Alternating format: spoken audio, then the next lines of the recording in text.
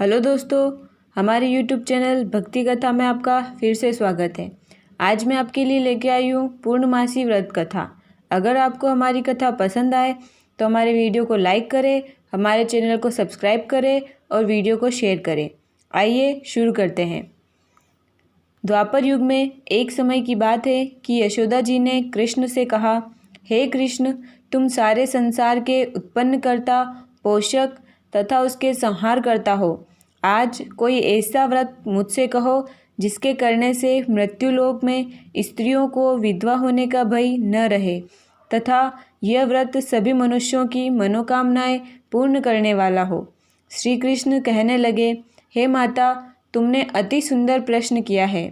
मैं तुमसे ऐसे ही व्रत को सविस्तार कहता हूँ।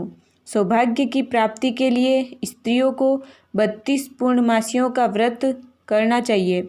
इस व्रत के करने से स्त्रियों को सौभाग्य संपत्ति मिलती है।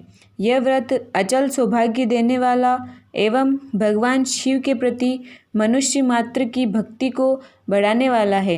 यशोदा जी कहने लगी, हे कृष्ण, सर्वप्रथम इस व्रत को मृत्युलोक में किसने किया था, इसके विषय में विस्तार पूर्वक मुझसे कहो।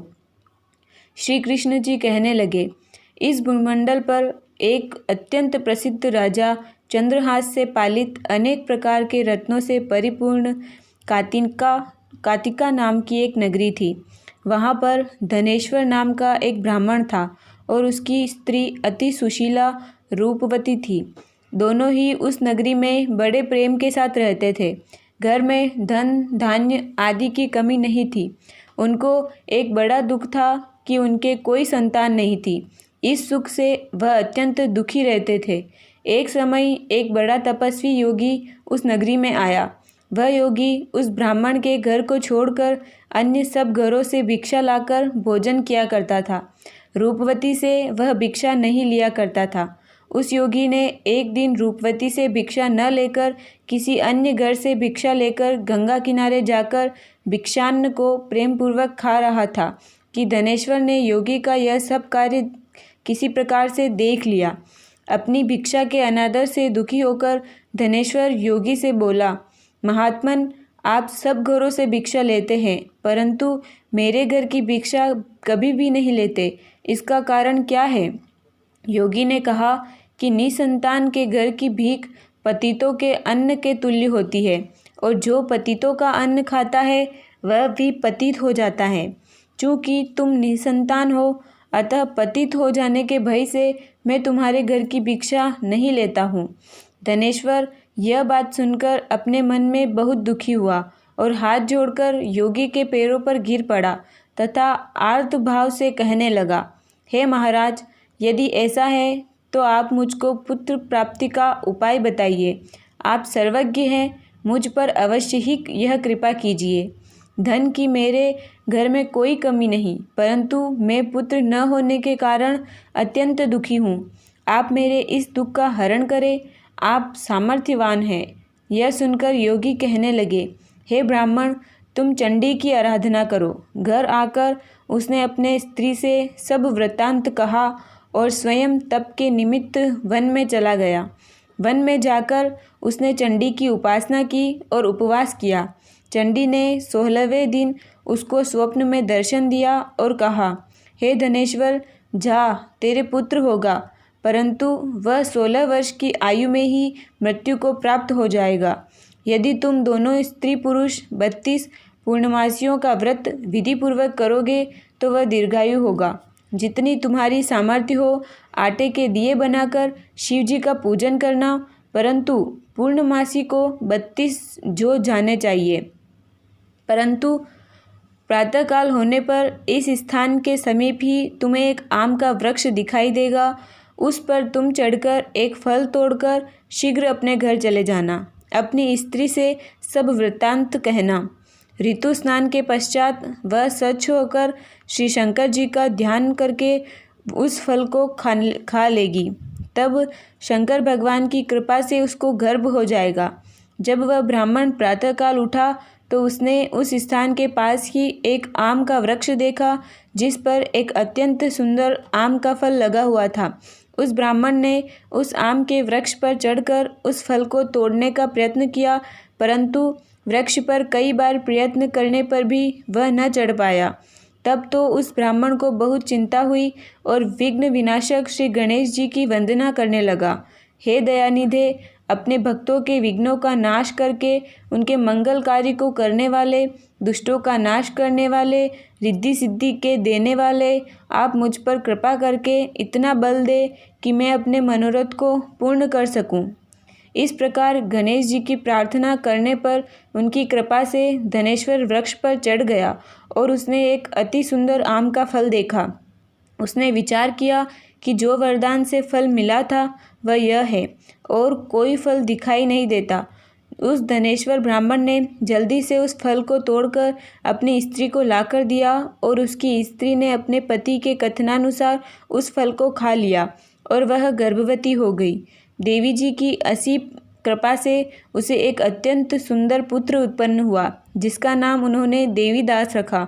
माता पिता के हर्ष और शोक के साथ वह बालक शुक्ल पक्ष के चंद्रमा की भांति अपने पिता के घर में बढ़ने लगा। भवानी की कृपा से वह बालक बहुत ही सुंदर, सुशील और विद्या पढ़ने में बहुत ही निपुण हो गया। दुर्गा जी की आज्ञानुसार उसकी माता ने 32 पूर्णमासी का व्रत रखना आरंभ कर दिया था, जिससे उसका पुत्र बड़ी आयु वाला हो जाए। 16वां वर्ष लगते ही देवीदास के माता पिता को बड़ी चिंता हो गई कि कहीं उनके पुत्र की इस वर्ष में मृत्यु न हो जाए। इसलिए उन्होंने अपने मन में विचार किया कि यदि यह दुर्घटना उनके सामने हो गई तो वे कैसे सहन कर सकेंगे। अस्तु उन्होंने देवीदास के मामा को बुलाया और कहा कि हमारी इच्छा है कि देवीदास 1 वर्ष तक काशी में जाकर विद्याध्ययन करे और उसको अकेला भी नहीं छोड़ना चाहिए। इसलिए साथ में तुम चले जाओ और 1 वर्ष के पश्चात इसको वापस लौटा आना। सब प्रबंध करके उसके माता पिता ने काशी जाने के लिए देवीदास को एक घोड़े पर बिठाकर उसके मामा को उसके साथ कर दिया, किंतु यह बात उसके मामा या किसी और से नहीं कही। धनेश्वर ने सपत्नीक अपने पुत्र की मंगल कामना तथा दीर्घायु के लिए भगवती दुर्गा की आराधना और पूर्णमासियों का व्रत करना आरंभ कर दिया। इस प्रकार बराबर 32 पूर्णमासी का व्रत पूरा किया। कुछ समय पश्चात एक दिन वह दोनों मामा और भांजा मार्ग में रात्रि बिताने के लिए किसी ग्राम में ठहरे हुए थे। उस दिन उस गांव में एक ब्राह्मण की अत्यंत सुंदरी, सुशीली, विदुषी और गुणवती कन्या का विवाह होने वाला था। जिस धर्मशाला के अंदर वर और उसकी बारात ठहरी हुई थी, उसी धर्मशाला में देवीदास और उसके मामा भी ठहरे हुए थे। संयोगवश कन्या को तेल आदि चढ़ाकर मंडप आदि का कृत्य किया गया तो लग्न के समय वर को धनुर्वात हो गया। अस्तु वर के पिता ने अपने कुटुंबियों से परामर्श करके निश्चय किया कि यह देवीदास मेरे पुत्र जैसा ही सुंदर है, मैं इसके साथ ही लग्न करा दूं और बाद में विवाह के अन्य कार्य मेरे लड़के के साथ हो जाएंगे। ऐसा सोचकर देवीदास के मामा से जाकर बोला कि तुम थोड़ी देर के लिए अपने भांजे को हमें दे दो, जिससे विवाह के लग्न का सब कृत्य सुचारू रूप से हो सके। तब उसके मामा कहने लगे कि जो कुछ भी मधुपर्क आदि कन्यादान के समय वर को मिले वह सब हमें दे दिया जाए तो मेरा भांजा इस बारात का दूल्हा बन जाएगा। यह बात वर के पिता ने स्वीकार कर लेने पर उसने अपना भांजा वर बनने को भेज दिया और उसके साथ सब विवाह कार्य रात्रि में विधिपूर्वक संपन्न हो गया। पत्नी के साथ वह भोजन न कर सका और अपने मन में सोचने लगा कि न जाने यह किसी स्त्री होगी। वह एकांत में इसी सोच में गरम निश्वास छोड़ने लगा तथा उसकी आंखों में आंसू भी आ गए। तब वधू ने पूछा कि क्या बात है, आप इतने उदासीन व दुखी क्यों हो रहे हैं। तब उसने सब बातें जो वर के पिता व उसके मामा में हुई थी उसको बतला दी। तब कन्या कहने लगी कि यह ब्रह्म विवाह के विपरीत कैसे हो सकता है। देव, ब्राह्मण और अग्नि के सामने मैंने आपको ही अपना पति बनाया है, इसीलिए आप ही मेरे पति हैं। मैं आपकी ही पत्नी रहूँगी, किसी अन्य की कदापि नहीं। तब देवीदास ने कहा, ऐसा मत करिए, क्योंकि मेरी आयु बहुत थोड़ी है। मेरे पश्चात आपकी क्या गति होगी। इन सब बातों को अच्छी तरह विचार लो। परंतु वह दृढ़ विचार वाली थी। बोली, जो आपकी गति होगी वही मेरी गति होगी। हे स्वामी, आप उठिए और भोजन करिए, आप निश्चय ही भूखे होंगे। इसके बाद देवीदास और उसकी पत्नी दोनों ने भोजन किया तथा शेष रात्रि वे सोते रहे। प्रातःकाल देवीदास ने अपनी पत्नी को 3 नगों से जड़ी हुई एक अंगूठी दी, एक रुमाल दिया और बोला, हे प्रिय, इसे लो और संकेत समझकर स्थिर चित्त हो जाओ। मेरा मरण और जीवन जानने के लिए एक पुष्प वाटिका बना लो। उसमें सुगंधि वाली एक नवमल्लिका लगा लो। उसको प्रतिदिन जल से सींचा करो और आनंद के साथ खेलो, कूदो तथा उत्सव मनाओ। जिस समय और जिस दिन मेरा प्राणांत होगा, ये फूल सूख जाएंगे और जब ये फिर हरे हो जाए तो जान लेना कि मैं जीवित हूँ। यह बात निश्चय करके समझ लेना, इसमें कोई संशय नहीं है। यह समझाकर वह चला गया।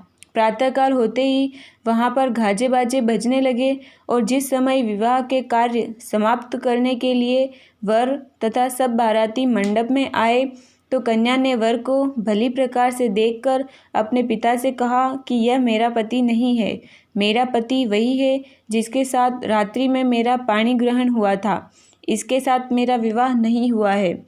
यदि वह यही है तो बताए कि मैंने इसको क्या दिया। मधुपर्क और कन्यादान के समय जो मैंने भूषणादि दिए थे उन्हें दिखाए और रात में मैंने क्या गुप्त बातें कही थी वह सब सुनाए। पिता ने उसके कथनानुसार वर को बुलवाया। कन्या की यह सब बातें सुनकर वह कहने लगा कि मैं कुछ नहीं जानता। इसके पश्चात लज्जित होकर वह अपना सा मुँह लेकर चला गया और सारी बारात भी अपमानित होकर वहाँ से लौट गई। भगवान श्री कृष्ण बोले, हे माता, इस प्रकार देवीदास काशी विद्याध्ययन के लिए चला गया। जब कुछ समय बीत गया तो काल से प्रेरित होकर एक सर्प रात्रि के समय उसको डसने के लिए वहाँ पर आया। उस विषधर के प्रभाव से उसके शयन का स्थान चारों ओर से विष की ज्वाला से विषैला हो गया, परंतु व्रतराज के प्रभाव से उसको काटने न पाया, क्योंकि पहले ही उसकी माता ने 32 पूर्णिमा का व्रत कर रखा था। इसके बाद मध्याह्न के समय स्वयं काल्प वहाँ पर आया और उसके शरीर से उसके प्राणों को निकालने का प्रयत्न करने लगा, जिससे वह मूर्छित होकर पृथ्वी पर गिर पड़ा। भगवान की कृपा से उसी समय पार्वती जी के साथ श्री शंकर जी वहाँ पर आए। उसको मूर्छित दशा में देखकर पार्वती जी ने भगवान शंकर से प्रार्थना की कि हे महाराज, इस बालक की माता ने पहले 32 पूर्णिमा का व्रत किया था, जिसके प्रभाव से हे भगवान आप इसको प्राण दान दे। भवानी के कहने पर भक्त वत्सल भगवान श्री शिवजी ने उसको प्राण दान दे दिया। इस व्रत के प्रभाव से काल को भी पीछे हटना पड़ा और देवीदास स्वस्थ होकर बैठ गया। उधर उसकी स्त्री उसके काल की प्रतीक्षा किया करती थी। जब उसने देखा कि उस पुष्प वाटिका में पत्र पुष्प कुछ भी नहीं रहे तो उसको अत्यंत आश्चर्य हुआ और जब वह वैसे ही हरी भरी हो गई तो वह जान गई कि वह जीवित हो गए हैं। यह देखकर वह बहुत प्रसन्न मन से अपने पिता से कहने लगी कि पिताजी, मेरे पति जीवित हैं, आप उनको ढूंढिए। जब 16वां वर्ष व्यतीत हो गया तो देवीदास भी अपने मामा के साथ काशी से चल दिया। इधर उस ससुर उसको ढूंढने के लिए अपने घर से जाने ही वाले थे कि वह दोनों मामा भांजा वहाँ पर आ गए। उसको आया देखकर उसका ससुर बड़ी प्रसन्नता के साथ अपने घर में ले आया। उस समय नगर के निवासी भी वहाँ इकट्ठे हो गए और सबने निश्चय किया कि अवश्य ही इसी बालक के साथ इस कन्या का विवाह हुआ था। उस बालक को जब कन्या ने देखा तो पहचान लिया और कहा कि यह तो वही है जो संकेत करके गया था। तदुपरांत सभी कहने लगे कि भला हुआ जो यह आ गया और सब नगरवासियों ने आनंद मनाया। कुछ दिन बाद देवीदास अपनी पत्नी और मामा के साथ अपने ससुर के घर से बहुत सा उपहारादि लेकर अपने घर के लिए प्रस्थान किया। जब वह अपने गांव के निकट आ गया तो कई लोगों ने उसको देखकर उसके माता पिता को पहले ही जाकर खबर दे दी कि तुम्हारा पुत्र देवीदास अपनी पत्नी और मामा के सहित आ रहा है। ऐसा समाचार सुनकर पहले तो उन्हें विश्वास ही नहीं हुआ, किंतु जब और लोगों ने भी आकर उनकी बात का समर्थन किया तो उनको बड़ा आश्चर्य हुआ।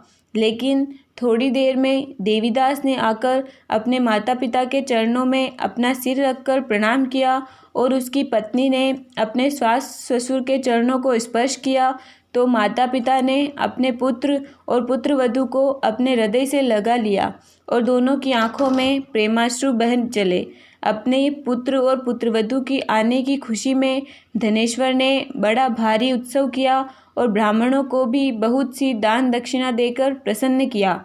श्री कृष्ण जी कहने लगे कि इस प्रकार धनेश्वर 32 पूर्णिमाओं के व्रत के प्रभाव से पुत्रवान हो गया। जो भी स्त्रियां इस व्रत को करती है वे जन्म जन्मांतर में वैधव्य का दुख नहीं भोगती और सदैव सौभाग्यवती रहती है। यह मेरा वचन है, इसमें कोई संदेह नहीं मानना। यह व्रत पुत्र पौत्रों को देने वाला तथा संपूर्ण मनोकामनाओं को पूर्ण करने वाला है। 32 पूर्णिमाओं के व्रत करने से व्रती की सब इच्छाएं भगवान शिव जी की कृपा से पूर्ण हो जाती हैं। सभी प्रेम से बोलो शिव शंकर भोलेनाथ की जय।